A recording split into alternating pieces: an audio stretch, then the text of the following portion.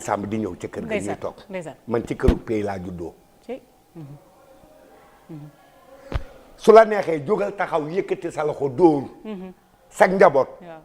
ak génération bi nga xam ne moo ñëw nii ak say doomi non tamit say doomi càmmoñ sag njaboot la yaa leen jur dëgg la nee leen maa leen gën ndey maa leen gën bàyyi ay ndeysaan waaw ku mu neex actuellement lu dul ñoom ñi nga xam ne màggagunu ak seeni ndey ñoom ñoo mënta taxaw wax ne samay doom ak sama njaboot maa leen gën ndey maa leen gën bàyyi mais à partir de ñun jëm kaw ku mu ci nekk nga taxaw ci sa digg njaboot yëkkati sa loxo dóor ko ne maa leen gën ndey maa leen gën bàyyi lu waral loolu baat boobu la nouvelle génération ci la nouvelle génération am na loo xam ne su ma la ko nettalee nga dóor sa loxo sa gémmiñ nettaluñu ko may ñu ko gone gu tuut tey sax ndey ji di ko nëbbal ak di ko làqal surtout waaye dégg nga nu ne ma di ko def loo gis ci këru àdduna ba ci benn bis lay mujj maa la ko wax bis du ñàkk lu mu yàgg-yàgg di nga feeñ su demee ba tëddi jot ñu tëj bunt yi seen néeg ak néegu baay bi ñoo takkaloo suy delloo bunt bi baay bi day déglu suy tëj danaan rat benn coup waaw mu war a dolliwaat rat deuxième coup mu dóoraat ko sens contraire buntu ba ubbeekuwaat kon 2 coups am na mais aller et retour la doon su ko defee mu tëdd fekk buntu ba ubbeeku na moom baay bi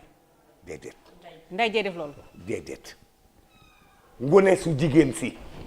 dafa nekk ak baayam ak ndeyam ci biir kër gi seenum néeg ñoo takkaloo d'accord comprendre naa suñu tëddee ba diggu guddi góor gi day def tour surveiller kër gi diw tëjal ba tëj leen ñuy tëj benn par benn loolu lépp kilifa da koy def ci surveillance la dëgg la ndax am na ñoo xam ne suñu léemoo dootuñu ubbi seen buntu kër dëgg la suñu tëjee nit mën ta fexe nu ubbi ndax ne nanu reer tëdd mooy wàllu ci doomu bàyyi asan ndeysaan doomu bàyyi asan ma roxee reer tëdd mooy wàllu reer doxi ñu taxaw ne rat ni ko tëjal mu ne rat góor gi dégg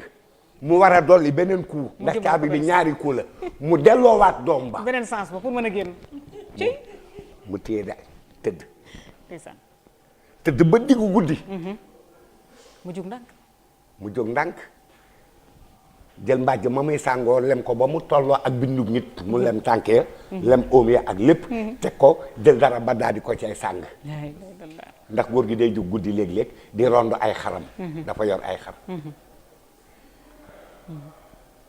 ndey ja xam ko ñaari yoon ñetti yoon ñeenti yoon ndey ji gis ko waaye dëgg ci ab tànkam su génnee rek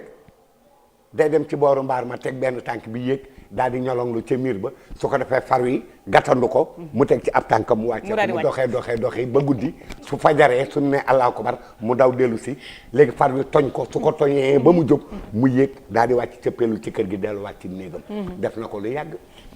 Père Mbaye Ngoné da ngay wax lu am solo mais des fois tamit ñu ngi tooñ ndey xam nga li tax parce que léeg-léeg doom def loolu te yaayam yëgu ko bàyyam yëgu ko mën naa nekk ni ko baay bi ñàkkee yëg noonu la ko ndey ji ñàkkee yëg aussi léeg-léeg dañuy nelawal sax yaay yëg papa yi waaye nag lu ci ëpp 95% des faits